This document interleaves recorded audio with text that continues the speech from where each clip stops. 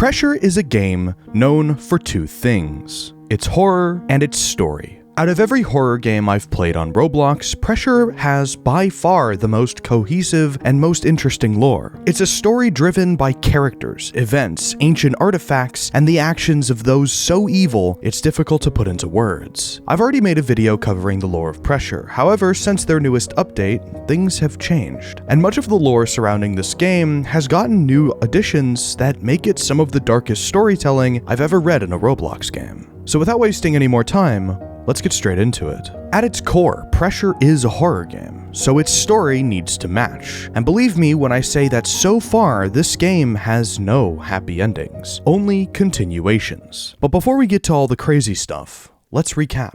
This is Urban Shade, a massive scientific foundation located somewhere in the northernmost parts of Europe. Here, Urban Shade dedicates its time and money to one thing: exploiting the anomalous. They research the unresearchable, hidden away from the prying eyes of the public, and only committing a few crimes against humanity in the process. Already, Urban Shade shows distinct similarities between itself and the SCP Foundation. If you've spent any amount of time in the horror space online, the SCP Foundation should sound familiar. It's a Wikipedia page that surrounds a fictional place that studies anomalous entities called SCPs. Entities that are inexplicable, strange, and sometimes downright apocalyptic. Throughout Pressure's lore, we'll see more and more callbacks to the SCP Foundation, but this game twists it in a very original way that makes it different enough to not be a straight-up copycat. Urban Shade is massive, hosting a number of different divisions, the most important of which being the one that the player directly interacts with while playing, the Hadal Division. Hadal is known for one thing and one thing only: the treacherous Hadal Black Site, a dysfunctional, broken-down facility hosting nightmares beyond your comprehension that also happens to contain one of the most valuable assets Urban Shade owns, a crystal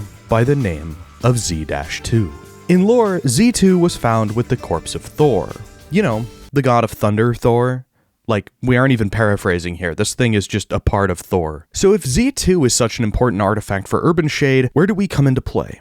Why don't they just go grab it themselves, what with their heavily armed guards that patrol the main docks? What happened to the Hadal Black Site? Well, that's where this story gets really interesting. The Hadal Black Site is situated 67,320 studs beneath the surface of the ocean in a place called the Letvan Zone. Theoretically, at that depth, the pressure would utterly crush any living thing. Yet here, it doesn't. At that depth, there's a sort of barrier named the Veil of the Letvan Zone that separates it from the rest of the sea. Below this barrier, the ocean's pressure seemingly vanishes, leading to an atmosphere that resembles that of the surface. Fish normally found at a much higher depth can be found living happily here, and divers can survive with only the bare minimum of diving equipment. This anomalous yet incredibly useful information led to Urban Shade quickly preventing the world from knowing of its existence and starting production on what would be their greatest achievement yet: the Hadal Black Site. The Letvan Zone is inherently an anomaly, thus leading to its classification as Z-1 and the crystal found there, Z-2. In 1962, the first areas of the Hadal Black Site known as the Ridge began construction, deep within the Letvan Zone, and powering it all was Z-2. In fact, Z-2 was so powerful that Urban Shade sells excess power generated by it to the rest of Europe. A crystal so powerful it can fuel a continent. No wonder why Urban Shade needs it so badly. But if that's true, then why are they making us, a lowly criminal, retrieve it for them? Why can't they just get off their butts and get it themselves if it's so important? Well, that's where we start to get into the really interesting part of this game. The Black Site we visit while playing the game is not exactly the best version of the Black Site to exist. Firstly, there are no personnel to be found anywhere. This facility is a literal ghost town. Walls have been broken down, pipes are leaking, and even entire rooms are flooded or completely submerged underwater. Something has clearly happened to this place. Something bad. And it doesn't take long before we realize what. Terrifying creatures haunt this twisted place, killing anyone or anything that moves. Creatures that have escaped their containment and now roam the Black Site looking for prey. Back to the similarities between the SCP Foundation and Urban Shade, the Hadal Black Site is a facility that was used primarily to study anomalous entities. These consist of the monsters that we face throughout a run. Somehow, these monsters escape their containment and threw the Hadal Black Site into utter chaos. But how? If Urban Shade is this powerful and has this much capital, surely they'd be able to hire a competent security team, right? Well, that's the tragic part. They did. But no one could have possibly guessed what would happen to the Hadal Black site only 99 days after the time of me writing this script.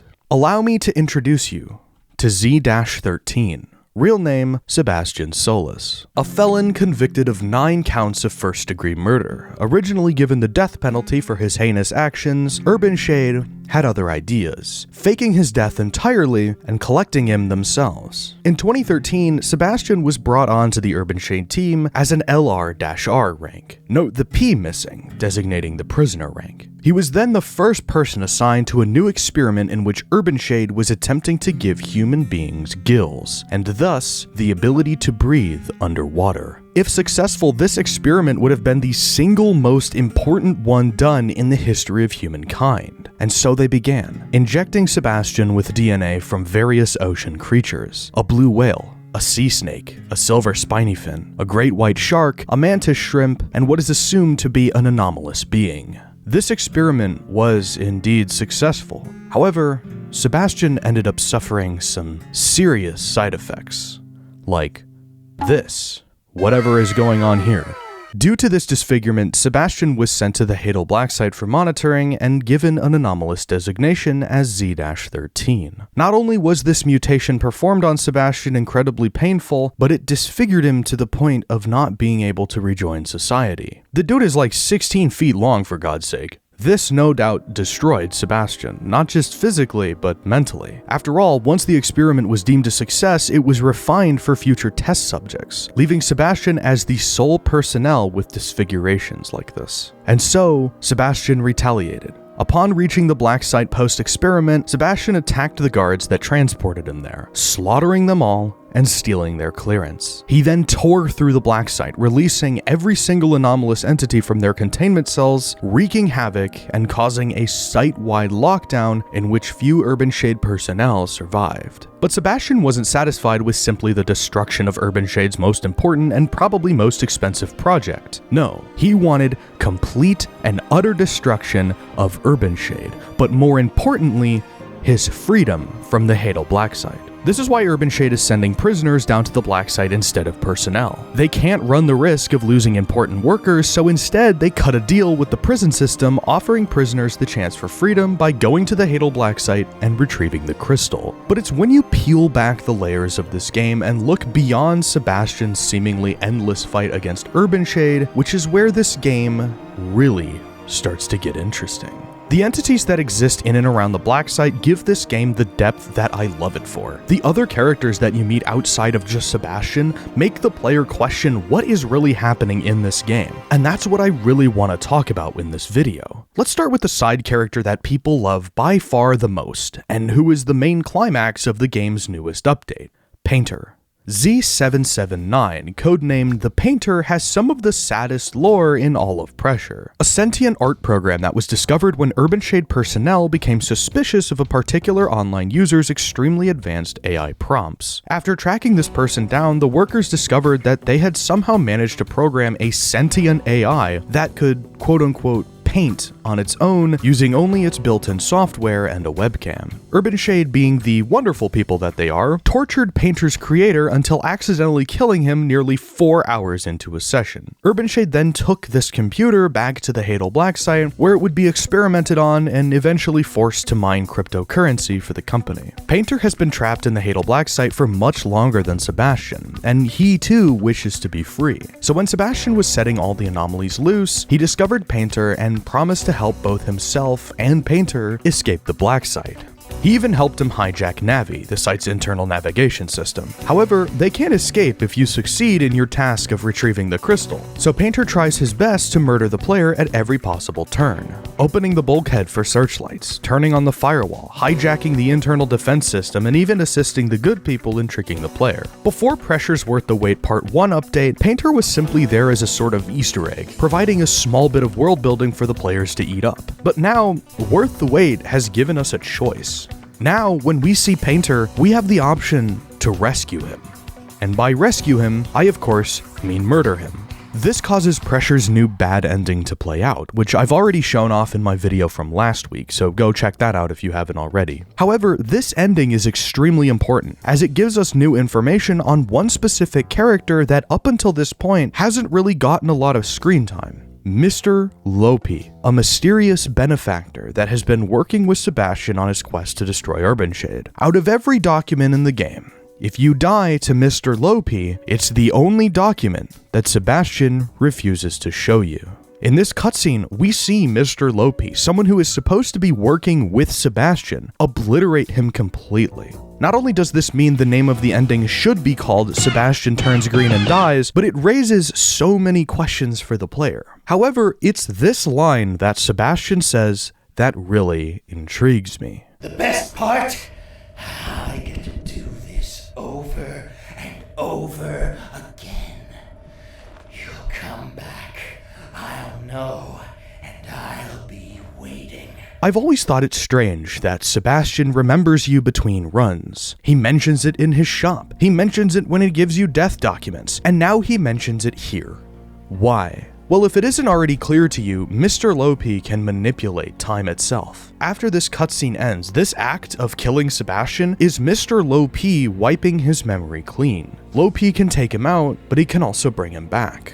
Now, do I believe this ending is canon? Well, kind of. If Mr. Lopi can just rewind time whenever he wants, there's no reason for me to believe that it's not canon. However, I also don't think it's the real ending of this game, especially not now when there are more parts to this update still to come. No, where I think we get the most amazing world building in this update is in the small stuff. The stuff that I missed not only when I first played the update on stream, but also the stuff I missed when I was making last week's video on the topic. Starting with by far the coolest small detail that I completely missed the point of when playing live. You can tune Sebastian's radio.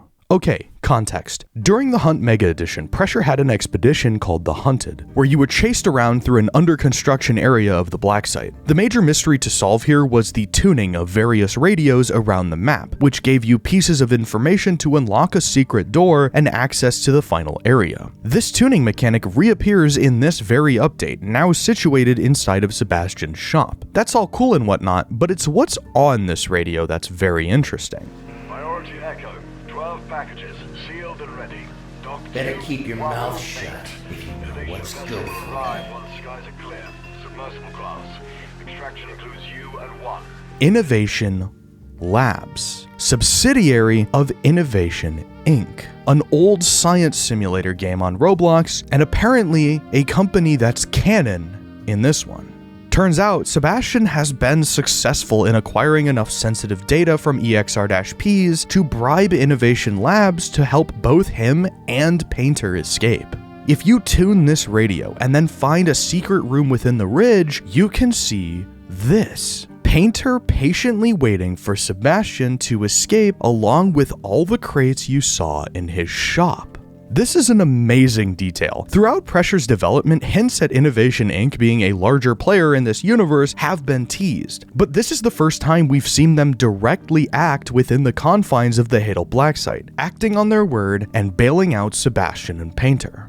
However, do they really? Clearly, Lopi is manipulating Sebastian in some way, and if so, this secret is one of the most tragic in the entire game, as what we're seeing is basically what happens at the end of every run. Sebastian and Painter almost make it out before Lopi resets everything once again. But there has been one question that's been lurking in the back of my mind. One question that we still don't have an answer for. A question that I'm sure everyone has at least thought of at some point. Why does Mr. Shade want the crystal?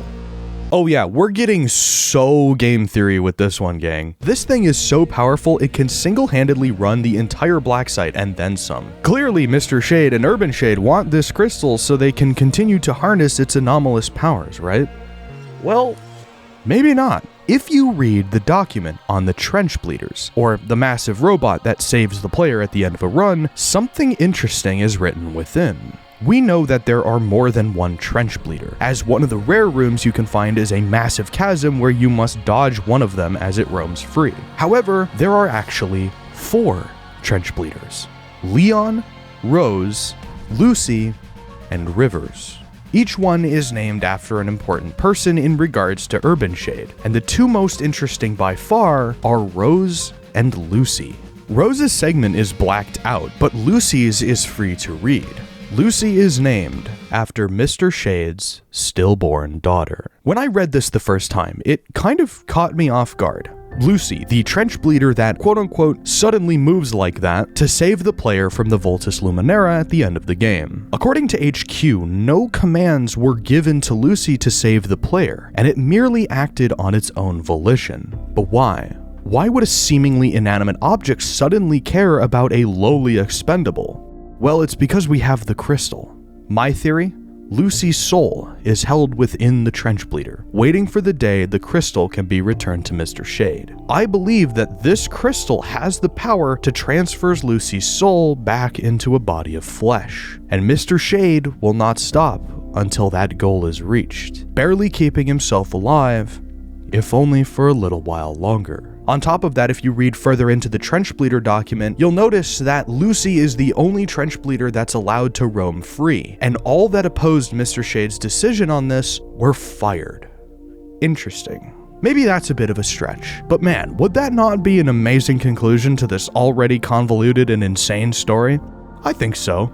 There are so many more small details in this update that I won't mention here because they're either not relevant to the story of the game or just too small to mention entirely. So I ask that you, the viewer, go see what else this game has to offer. Come up with your own theories and ideas, because honestly, that's one of the most fun parts of this game.